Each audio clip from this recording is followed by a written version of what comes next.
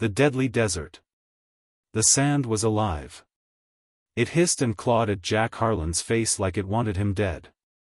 His knees hit the dune with a soft thud that should have been louder, but the desert swallowed sound the same way it swallowed men.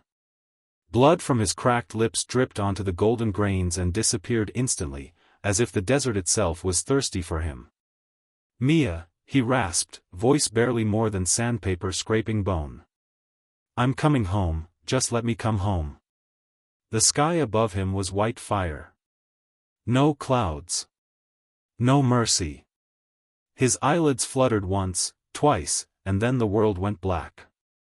But this is not where the story ends. This is where it truly begins. 3 weeks earlier, Jack had stood in the departure lounge of a dusty airport in Morocco, staring at a one-way ticket into the Kalim, the deadly desert. The locals called it Al-Maut al-Sakr, the rock that kills. Satellite maps showed nothing but blank yellow for 400 miles in every direction. Even the nomads who had lived on its edges for centuries refused to cross its heart. Jack was 47, divorced by death, and estranged by choice. His wife Elena had died 5 years ago from a cancer that moved faster than his plane tickets could ever bring him home. Their last conversation had been over a crackling satellite phone while he was photographing snow leopards in the Himalayas. "Come home, Jack," she had whispered. "I need you." He didn't make it in time. Their daughter Mia had been 20 then. She was 25 now and hadn't spoken to him in 3 years. The last words she ever said to his face still lived behind his ribs like shrapnel. "You love the horizon more than you ever loved us." So he decided to walk into the one place on Earth that had no horizon left to chase. The first 2 days were almost beautiful in their brutality. His modified Land Cruiser died on day 1 when the sand got into everything. Jack laughed when the engine gave its final death rattle. He laughed because it felt like justice. He took what he could carry: water, a little food, a satellite phone that would soon become useless, and a worn leather journal Elena had given him on their 10th anniversary. He walked. At night the desert got so cold his breath froze on his beard.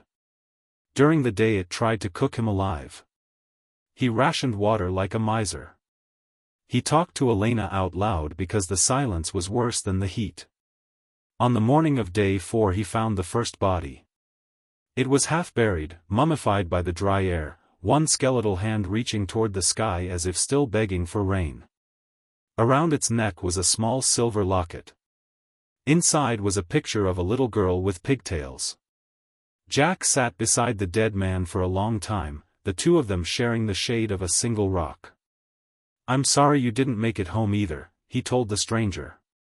That night the dreams started. He saw Mia at 8 years old, running across the backyard with a butterfly net while Elena clapped from the porch. He saw himself leaving for Patagonia the next morning. He saw the look on his wife's face when she realized he was choosing the adventure again. In the dream Elena turned to him and said gently, "You're going to lose us both if you don't stop running." He woke up screaming her name. By day 7 the hallucinations began. He saw Elena walking ahead of him in a white dress, barefoot on the burning sand, turning every few steps to smile at him the way she did when they were young and stupid and in love. Every time he tried to reach her, she dissolved into heat shimmer. He stopped drinking water for 6 hours just to see if the pain would bring her back clearer. It did. On day 9 he met Sarah. She was 29, collapsed beside the skeletal remains of a motorcycle, her left leg badly broken and infected. When Jack first saw her he thought she was another ghost. Then she lifted her head and looked at him with eyes that had already seen too much. "You real?" she croaked. "Unfortunately." She laughed, and the sound cracked something open inside his chest. Sarah was running from a man who had almost killed her twice. She had taken his money, his motorcycle, and driven straight into the Kalim because she figured the desert couldn't possibly be worse than the life she was leaving. She had been wrong. Jack gave her half his remaining water without thinking. They made a pact that night under a sky so full of stars it looked fake. If one of us dies, Sarah said, the other keeps walking. No heroic sacrifices. Just, keep going. Jack nodded. I've had enough of leaving people behind. The desert punished them for daring to have hope.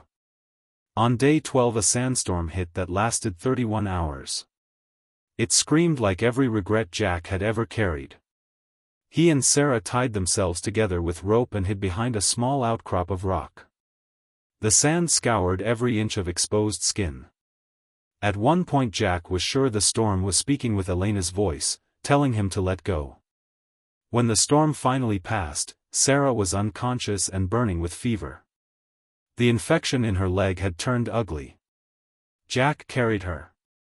He carried her for 2 days straight with almost no water left, singing every lullaby he could remember from when Mia was small. His back screamed. His legs shook. But every time he thought about putting her down, he saw his daughter's face the last time she looked at him, with pure disappointment. On the second night he broke. He fell to his knees still holding Sarah and screamed at the stars until his voice gave out. I was scared, he yelled into the void. I was scared that if I stayed, I'd watch them leave me the way my mother left my father.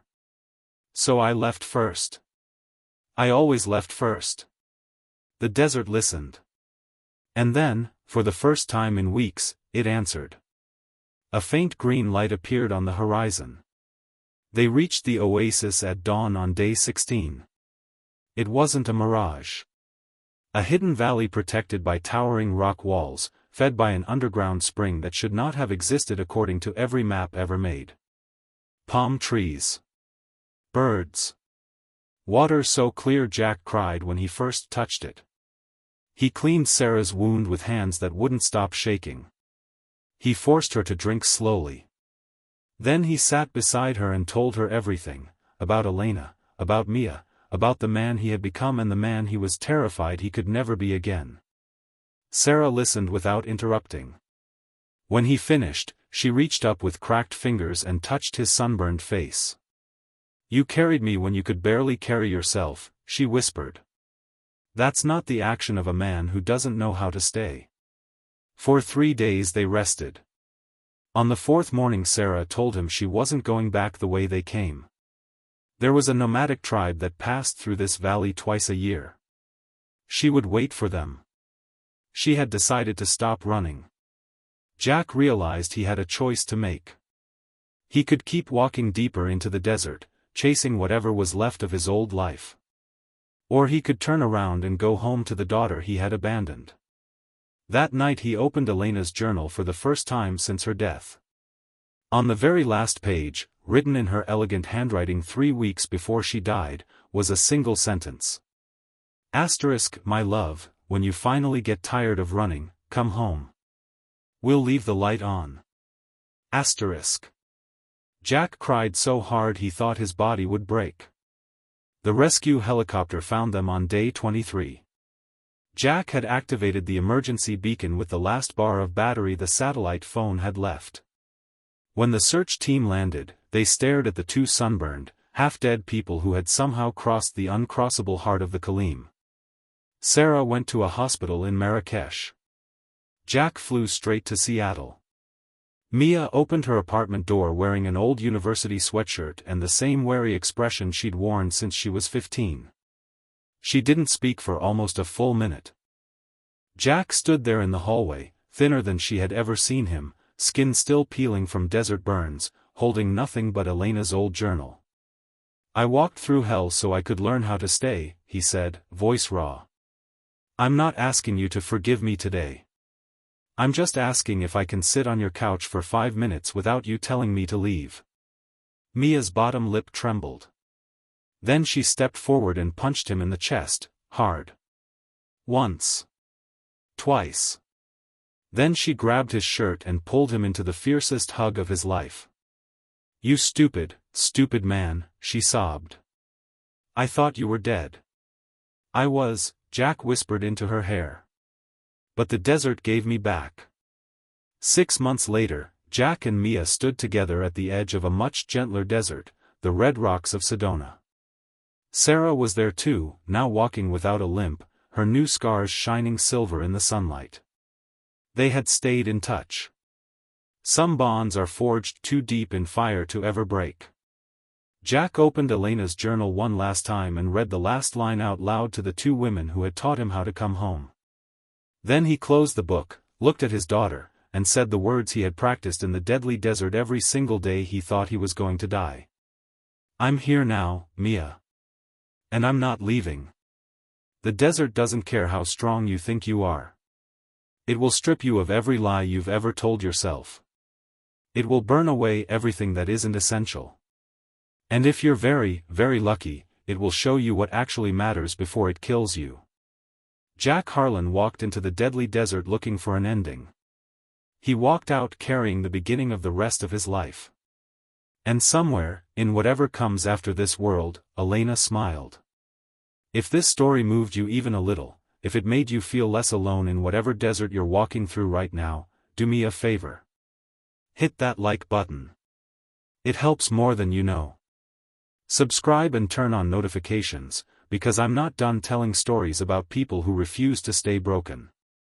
And in the comments, tell me, what's your deadly desert? What are you walking through right now that feels like it might kill you? You're not alone in it. Never have been. I'll see you in the next one. Keep walking. The oasis is closer than you think.